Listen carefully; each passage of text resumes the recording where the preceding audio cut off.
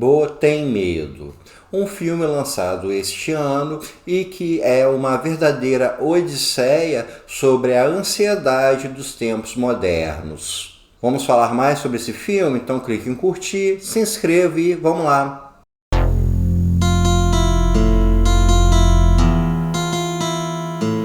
Bo Tem Medo é uma obra do diretor Ari Aster, que é atualmente um dos maiores diretores dos Estados Unidos, e é uma obra que vem chamando muita atenção por causa da sua estética diferenciada e pelas múltiplas interpretações que podem ser dadas a ela. O diretor ele trabalha com uma forma de narrativa onde a gente não está vendo de fato o que está acontecendo. Na verdade, a gente está assistindo a como o personagem enxerga o mundo, como o Bo, que dá nome ao título, lida com as situações do dia a dia, como ele interpreta, com a sua mente está processando aquilo tudo. Então, a diferença entre o real e o imaginário é muito sutil, e isso faz com que o filme tenha diversas camadas de interpretação, sendo que é bastante evidente que a principal delas é falar sobre a ansiedade dos tempos atuais. A premissa básica da obra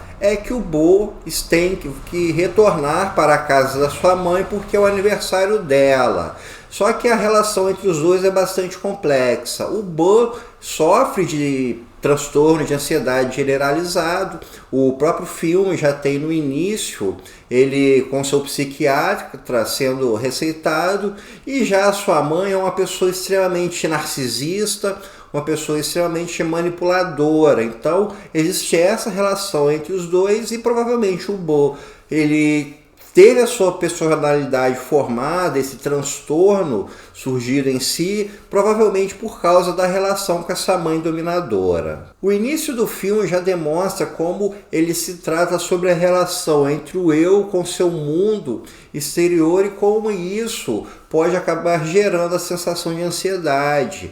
Começa justamente com o Bo dentro do ventre da sua mãe, no útero, no momento do parto. Está tudo escuro, quieto, calmo, e a partir do momento em que ele nasce, ele já começa a ouvir barulhos, já começa a ouvir gritarias, ele já começa a ter o contato com a iluminação. Então a gente já vê que a partir do nascimento dele já existe toda uma carga sensitiva que vai afetar a saúde mental dele ao longo de sua vida.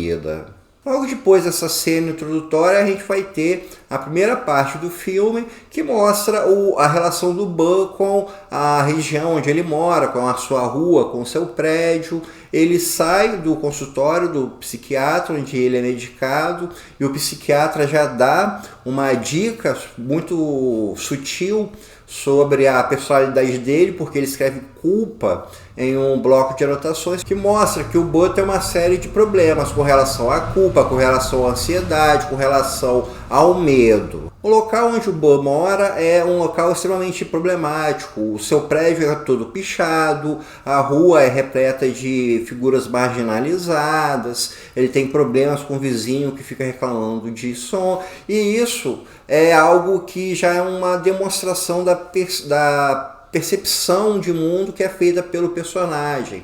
É demonstrado de uma forma muito rápida uma série de problemas que existem de forma isoladas dentro da sociedade, mas dentro dessa mente acelerada do Bo, dentro dessa mente com ansiedade, isso tudo se mistura, se torna muito rápido. Então o medo de ser abordado por um bandido na rua, a figura de um garoto com um fuzil na mão, uma pessoa ameaçando se atirar de cima de um prédio e a multidão embaixo a incentivando, o medo do seu lar, da sua casa ser invadido, tudo isso é demonstrado aqui de uma forma que se tem uma alegoria dessa ideia da cidade moderna, dessa ideia da correria, de todo esse peso que existe no ambiente urbano, que vai causar essa série de problemas de ansiedade. Na parte 2, a gente tem o Bud numa casa após ele ter sido atropelado e ele está sendo cuidado por uma família. É um ambiente completamente diferente da parte 1. Se a parte 1 era mais anárquica, se era um ambiente confuso, se era um ambiente onde ele tinha medo de tudo que estava ao seu redor, aqui paira a tranquilidade, mas é uma tranquilidade que está ligada à falta de liberdade. O Bo é muito bem tratado, contanto que ele não saia da linha, contanto que ele não desrespeite as regras. Aqui a gente vai ter uma outra alegoria com relação à ansiedade, que é uma alegoria que estaria mais de uma forma institucional, institucionalizada. A gente pode pensar claramente nas relações de trabalho ou então em ambientes escolares, onde a pessoa tem figuras autoritárias acima de si, tem regras a cumprir e resultados a demonstrar. Então, como existe essa pressão sobre o que ela faz, isso se torna um gatilho para a ansiedade. Então aqui a gente tem a ansiedade já demonstrada de uma outra forma, que é a ansiedade que é causada pela pressão de uma instituição sobre alguém. Na terceira parte a gente vai ter já uma mudança completamente de ritmo. Essas duas primeiras partes elas são mais focantes para o espectador. Já a terceira parte é uma parte mais tranquila dentro do que se pode chamar de tranquilo para esse filme. O Bud está dentro de uma floresta, ele se encontra com um grupo teatral e ali ele vai ter uma série de catarses com relação à sua mente. Serão demonstrados os medos dele, os anseios, aquilo que ele espera para si, aquilo que o traumatizou. Então é um momento em que vai ter uma ampla exposição desse personagem. Vai demonstrar os filhos que ele poderia vir a ter no futuro, uma figura que poderia ser o seu pai, uma mulher que poderia tê-lo amado, ou seja, toda uma carga sentimental desse personagem é exposta aqui e justamente num ambiente teatral, que é um ambiente justamente ligado ao imaginário. Na quarta parte, a gente tem o Bud chegando na casa da sua mãe e é onde a gente vai ver ali um conflito entre os dois. O Bud, como essa personalidade que é oprimida pela mãe, que é uma personalidade repleta de culpa que a mãe jogou em cima dele, e a sua mãe, que é uma figura extremamente possessiva, uma figura extremamente narcisista. E no conflito ali da discussão entre os dois, o Bud acaba matando a própria mãe e entra dentro de um barco. Aqui a gente vai ter uma alegoria da ansiedade que está muito ligada à questão familiar. Aquilo que a família espera de uma pessoa, aquilo que o pai e a mãe vão pressionar os seus filhos e como isso tudo vai moldar um caráter, inclusive podendo ser justamente um gerador de um transtorno de ansiedade, como o caso do Bud. Já no final a gente vai ter a cena do julgamento e aqui é uma alegoria bastante discutível, porque realmente pode dar muitas interpretações.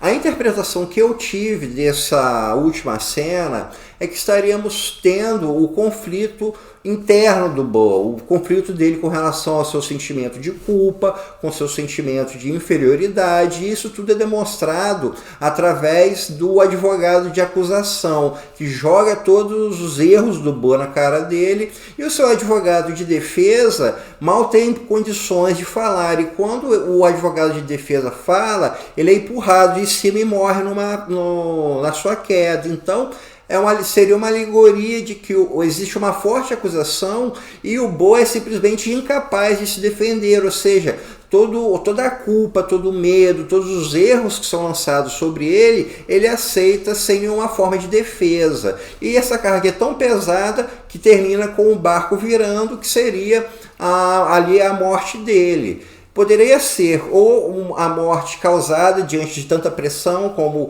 por exemplo, pessoas que infartam por causa de uma quantidade grande de estresse, Ou então poderia ser ele cometendo suicídio justamente por não estar aguentando toda a forma da sua vida, toda a pressão existente na sua vida. Então, ao longo do filme, a gente pôde ver justamente como a ansiedade ela acontece em múltiplas etapas, seja pela pressão urbana, seja pela essa vida agitada, seja através de uma série de instituições que vão exercer pressão sobre o indivíduo, seja na sua parte familiar, no seu ambiente familiar. Então, Boa Tem Medo se demonstra como uma verdadeira odisseia que vem mostrar esse grande problema que existe no mundo atual, que é a ansiedade. Então, pessoal, isso é tudo por hoje. Espero que vocês tenham gostado e até o nosso próximo encontro.